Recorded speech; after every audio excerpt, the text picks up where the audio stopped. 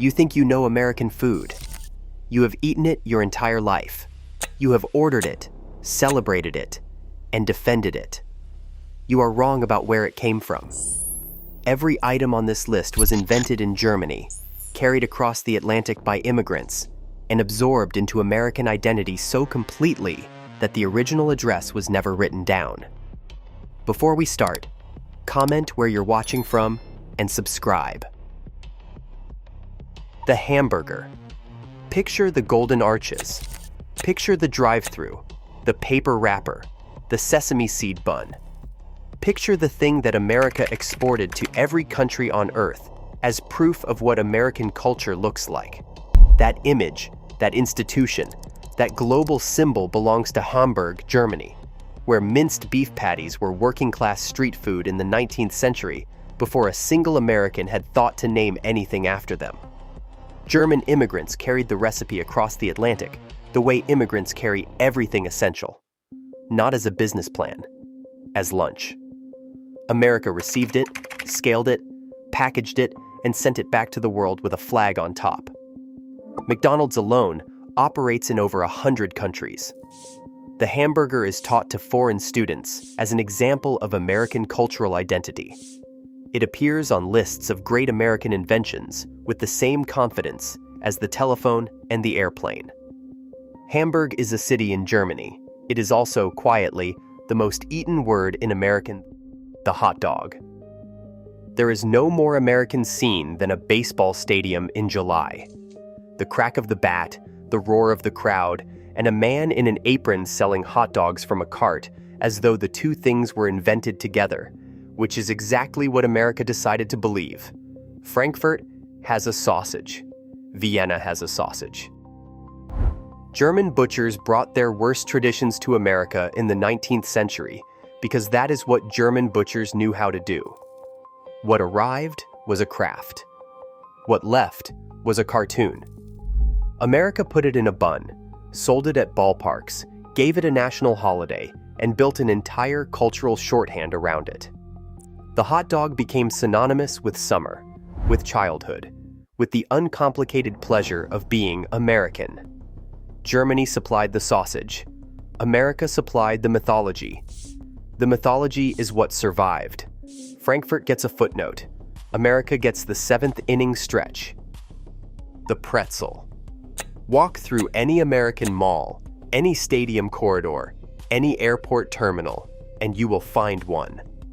Warm, salted, twisted into that unmistakable knot, sold by someone in a branded uniform, as though it grew naturally from American soil and always belonged there.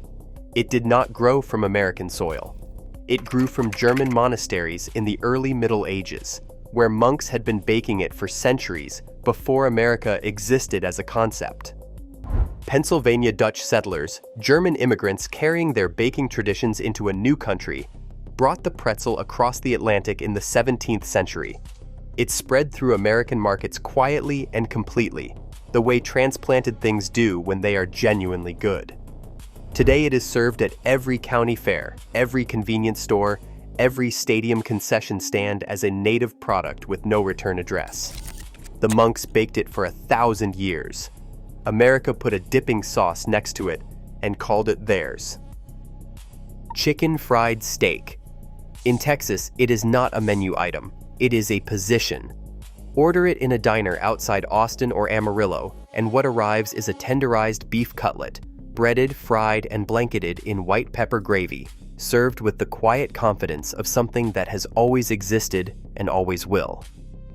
It has not always existed. It has, however, always been German.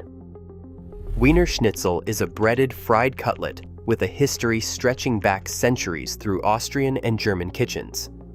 German and Austrian immigrants arrived in Texas in the mid-1800s, carrying that technique the way settlers carry everything practical. They encountered a problem immediately. Veal was scarce. Beef was everywhere. The adaptation was logical, unsentimental, and completely transformative.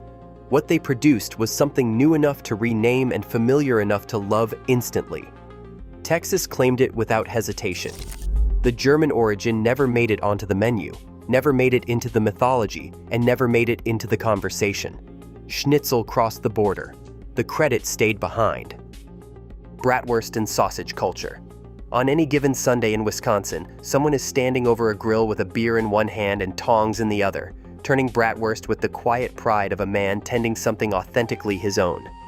The tailgate, the county fair, the 4th of July cookout. Brats on the grill are Midwestern identity rendered in pork and smoke. That identity was packed into a suitcase in Germany and carried across the Atlantic by immigrants who settled primarily in Wisconsin and Texas in the 19th century. They brought bratwurst, knockwurst, and smoked sausage traditions developed over generations in German butcher shops and home kitchens. The traditions took root. The origins did not travel with them. What arrived as German craft became American culture so efficiently and so completely that the transition left no visible seam. The sausage kept its shape. The story around it changed entirely. Wisconsin calls it home. Germany built it first. Pumpernickel and rye bread. Walk into a New York deli and order a pastrami on rye. What arrives is a civic institution. Thick-cut meat, mustard, dark bread with a density and character that no other loaf quite replicates. New Yorkers will tell you it is theirs. The deli will tell you it is theirs. The bread has a different answer. Dark rye and pumpernickel have centuries of German baking history behind them. The techniques, the fermentation, the specific character of the crumb were developed and refined in German bakeries long before New York existed as a city worth having a sandwich in. German immigrants carried those loaves into American communities the way they carried everything else. Quietly, practically, without ceremony. American delis took the bread, built a mythology around the sandwich, and turned it into a New York classic that gets celebrated annually without a single mention of the bakers who perfected the loaf. The bread is German. The deli never mentioned it. Gingerbread. Every December, American families sit down at kitchen tables across the country and build gingerbread houses with the comfortable ease of people participating in a tradition that has always been theirs. The candy decorations, the royal icing, the slightly lopsided roofline that nobody minds.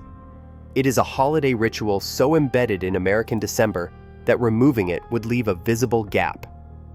The tradition does not belong to American December. It belongs to medieval Germany. Lebkuchen, elaborately spiced gingerbread, traces back to Franconian monks in the Middle Ages, who developed the recipe centuries before the first American Christmas was celebrated anywhere. The gingerbread house as a cultural institution is a German Christmas tradition with a documented history stretching back further than most American holidays combined. America adopted it completely, incorporated it into school projects and holiday markets and television specials, and built an entire seasonal identity around it. Not one ornament on the house mentions where the house came from. The monks baked it first. America just added the candy cane. Funnel cakes. There is a smell that belongs exclusively to the American State Fair. Hot oil, powdered sugar, and something frying in a pattern that shouldn't work, but does. The funnel cake arrives on a paper plate dusted white, pulled apart in pieces, eaten standing up because sitting down would slow the experience. It is the fair. It is summer. It is as American as anything served on a paper plate has ever been. It is also German. Entirely, specifically, technically German. The Draderkuchen was a German technique of pouring batter through a funnel directly into hot oil, producing that distinctive, crispy, tangled web of fried dough that every American state fair serves today. Pennsylvania Dutch settlers carried it into America in the 17th century and planted it so deeply into the fabric of carnival food that the origin became invisible. Every state in the Union serves funnel cake. Not one of them puts Pennsylvania Dutch on the sign. The funnel is German. The fair forgot to mention it. Gummy bears. Walk into any American convenience store Any movie theater candy counter, any Halloween haul, and they are there. Translucent, chewy, arranged by color in a bag that suggests they have simply always existed, the way sunlight and tap water simply always exist. Americans consume them without question because there has never seemed to be a question worth asking. There is one. Hans Riegel of Bonn, Germany invented them in 1922. Haribo, the company he founded, is an acronym built directly from his name and his city, Hans Riegel Bonn. The origin is embedded in the brand name, the way canola embedded Canada in its label. The world reads it every day without making the connection. Gummy bears did not even arrive in the United States until the 1980s. What followed was one of the fastest cultural adoptions in candy history. Within a decade, they were simply American. Haribo now operates factories on American soil. The bear has an American accent. Nobody asked where it learned to speak. Lager beer. Crack open a cold American beer. It is a patriotic act. It is a summer ritual. It is an advertisement, a tailgate, a Friday night, a thing Americans do with the easy confidence of a culture that invented something worth celebrating. The imagery is flags and football, and the uncomplicated pleasure of a cold can on a warm evening.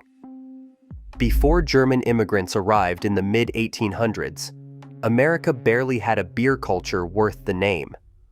What existed was inconsistent, largely unpleasant, and nowhere near the foundation of a national identity.